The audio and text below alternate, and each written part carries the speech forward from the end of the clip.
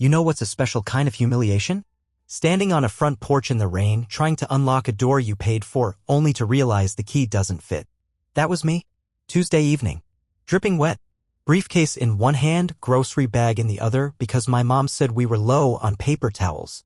What she didn't mention was that my access to the house had expired. New locks. No warning. No explanation. Just a note taped to the glass in my sister's handwriting that said, "Private property. Do not enter." And just like that, I became a guest at the house I'd been paying for since I was 29. Let me back up a second. I'm Alex Carson, 33. I used to think being the responsible one in the family was a badge of honor. Turns out it was just a convenient excuse for everyone else to sit back and let me bankroll their bad decisions. For 4 years, I covered everything. Mortgage, insurance, plumbing repairs, electric bills, the new water heater no one ever thanked me for. Even paid off my sister Lindsay's student debt after she temporarily lost her job and then decided not to go back.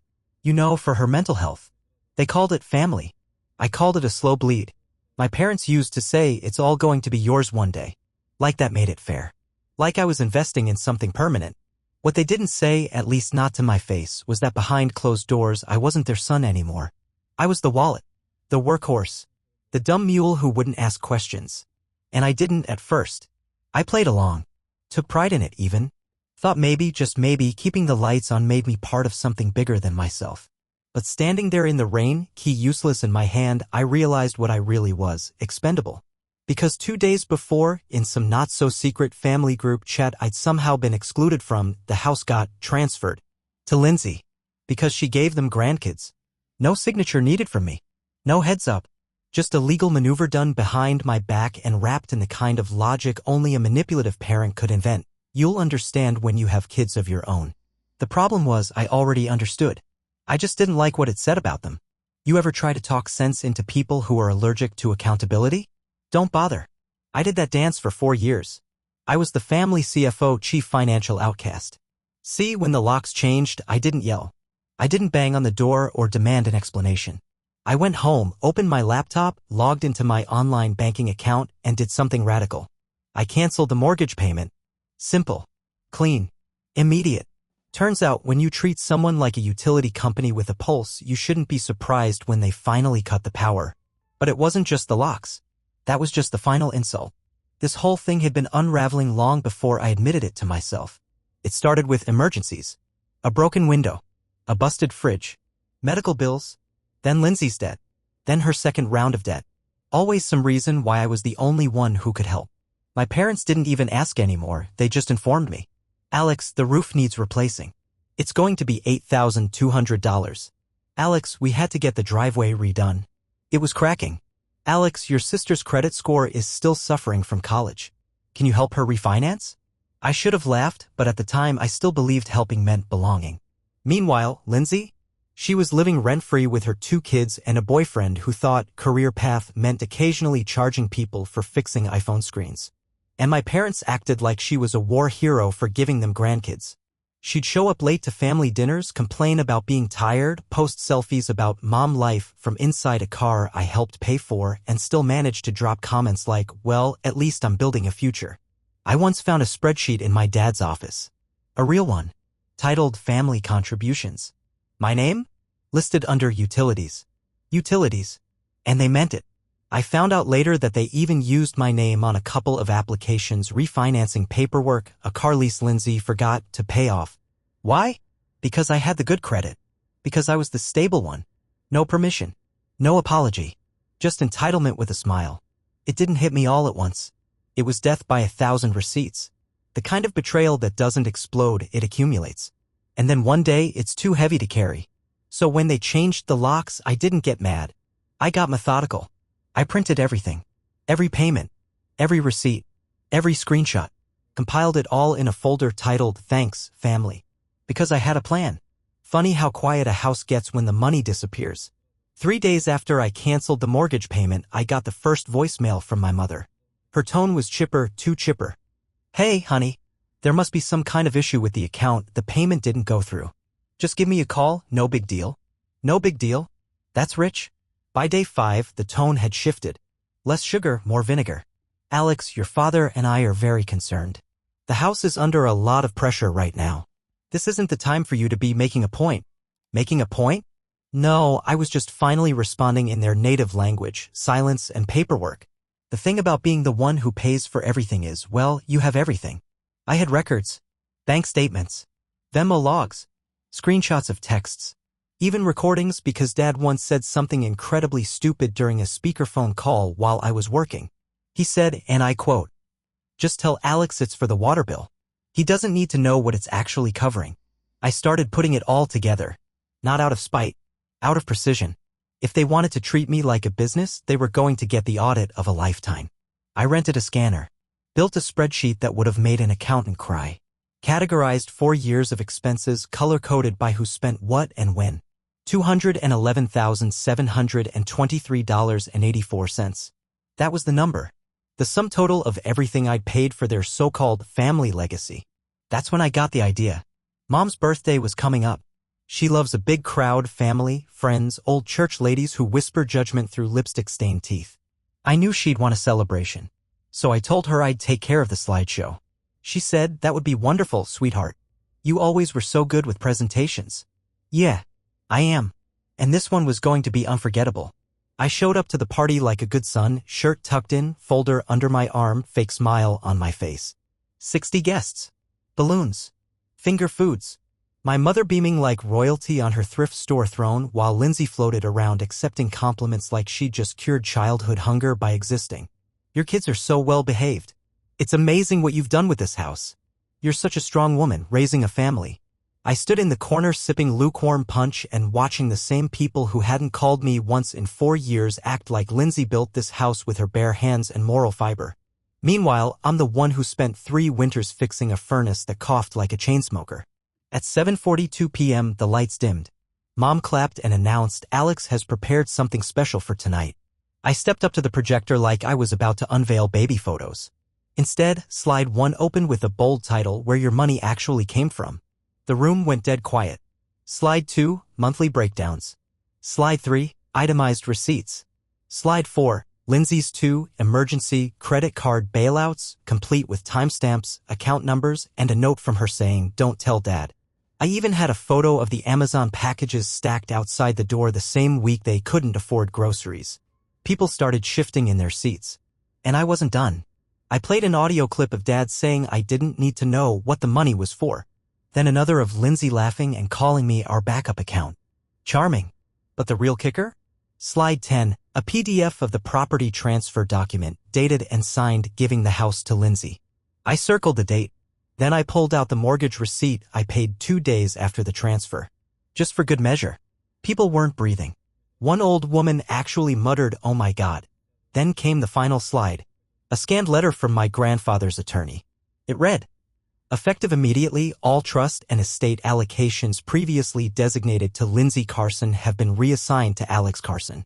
I didn't look at Lindsay. I didn't need to. The silence said everything. I closed the laptop, straightened my sleeves, and said, "Happy birthday, Mom." I didn't stick around for cake. I left the party the way I walked in, calm, silent, polite enough to make them squirm harder. The looks on their faces? That was dessert. And I didn't need a fork.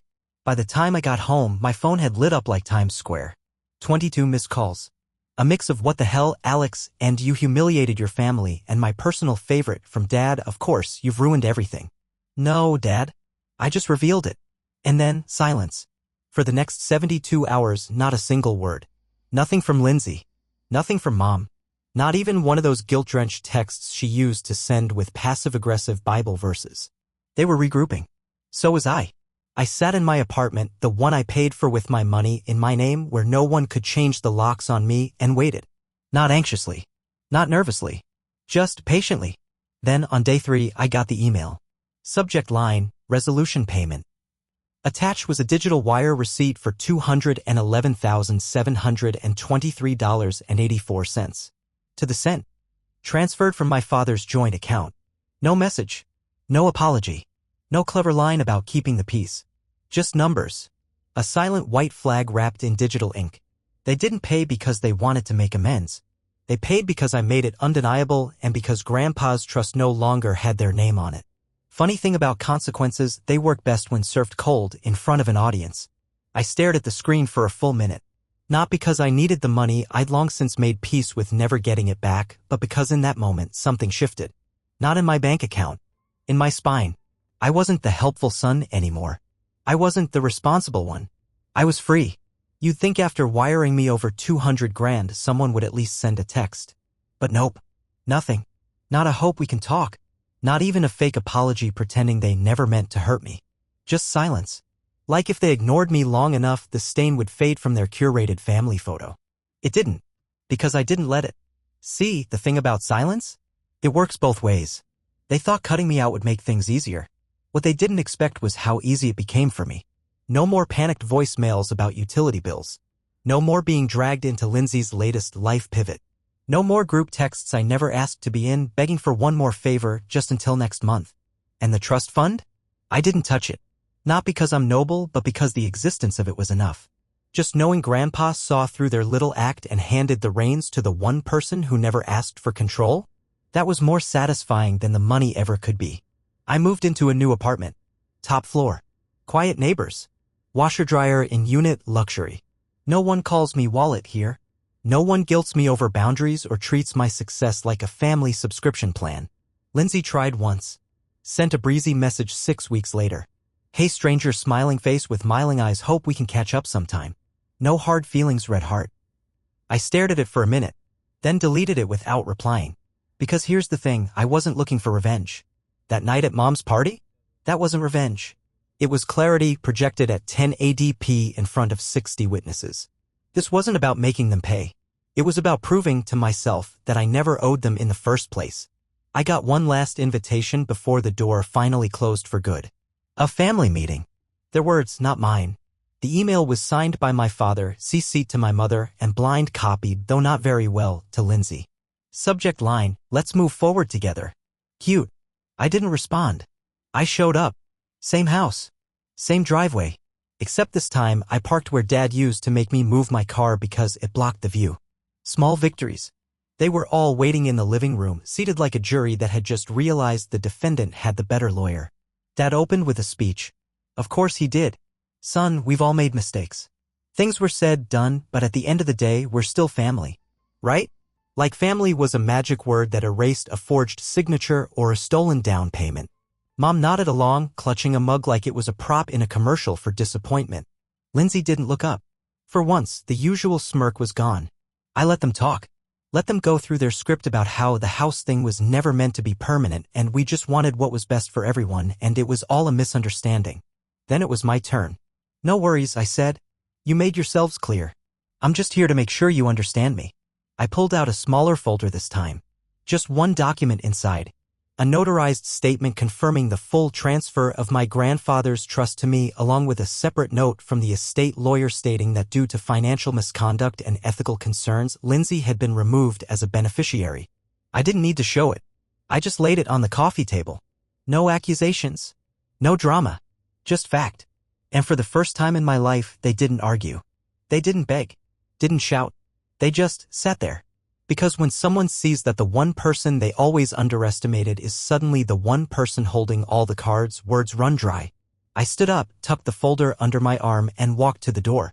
Oh, I said, turning back, just so you know, I changed my locks too. After the final meeting, I didn't hear from them for months. Not a peep. No surprise visits. No guilt-wrapped care packages. Not even one of those long-winded voicemails where Mom cries just enough to make herself the victim. And let me tell you, silence never sounded so good. It's funny what happens when people realize they can't manipulate you anymore.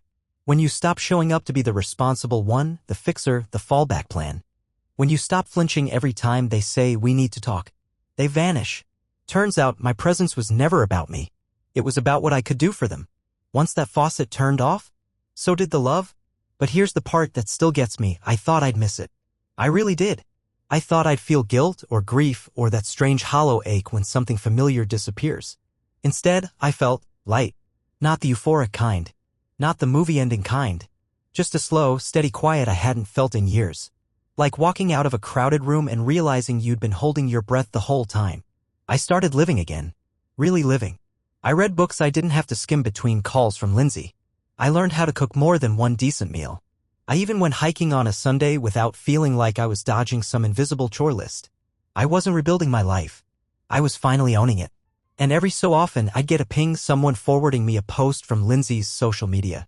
Passive-aggressive memes about toxic siblings or long captions about family not always being blood. Cute. But I didn't reply. Didn't screenshot. Didn't give it oxygen. Because when you've spent 4 years financing someone's fantasy and calling it family, peace feels like the biggest revenge of all. One night, I opened an old email thread out of curiosity. Subject line, monthly expenses, smiling face with smiling eyes. The smiley face hit different now. Scrolling through those messages was like flipping through a scrapbook of red flags I'd mistaken for confetti. Mom asking for just a little help with groceries and attaching a screenshot of a $600 wine order.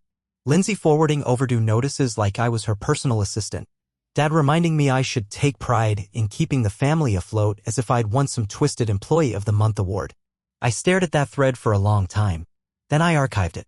Not because I forgave them. I didn't. Not even close. But because those emails weren't about them anymore. They were about the version of me who thought love was something you proved with transactions. That being the good one meant keeping quiet, cleaning up, and never asking for anything in return. That guy? He deserved better. So I started giving it to him. Therapy. Gym. Sleep. Quiet. Boundaries. I even deleted the group chat I'd been left out of for years. Symbolic? Maybe. But it felt like finally stepping off a treadmill that had been running since childhood. And here's the kicker. People noticed. Not my family, of course. They were too busy rewriting the narrative, painting me as the ungrateful one who turned his back on them after everything they did. But friends? Coworkers? Even the woman who lives across the hall and used to think I was mute? They noticed. You seem lighter, one of them said. And yeah, I was. Not because I'd healed. Not because I'd forgiven. But because I finally understood something. I was never the broken one. I was just the one who finally walked away. You know what no one tells you about cutting off your family? How boring it gets. No drama. No frantic texts. No late-night calls from dad pretending it's about the cable bill when really he needs a bailout for something he won't explain. Just silence. It's peaceful until it's not. Because right around month 4, Lindsay tried a new approach, sympathy. She sent me an email titled, "Just checking in, Reheart," like we were old friends who drifted apart after summer camp. She talked about how hard things had been. How the kids ask about Uncle Alex. How she hoped we could reconnect now that everything's cooled off. I almost laughed. Cooled off? I kept that house from foreclosure. I paid for your kids' diapers, the roof over your head, and your emergency root canal. And the second I became inconvenient, you signed your name to a deed and locked me out of the building I paid for. But sure. Let's talk about cooling off. I didn't reply. Then Mom reached out. No apology, of course. Just a vague message about family always finding its way back to each other and how holding on to pain only hurts the one holding it. Classic emotional judo. They throw the first punch and when you dodge it, suddenly you're the problem. And Dad? He stayed quiet. That was his thing. Say nothing, then act like you're the calm one. But silence can be loud. Because even with all the noise gone, the truth still echoed. They didn't just cross a line. They built a whole life on the other side of it. And now that I'd stepped away, they realized something they never expected. I was the only one holding the rope. And I'd stopped pulling. About 6 months after the party, I told the story online. Not out of revenge. Not to go viral. Just to finally say it out loud without the weight of family politics or guilt. I laid it out exactly as it happened: payments, transfers, the lock change, the party. The receipts. I even attached redacted screenshots and documents. Not to prove a point, but to show I wasn't crazy.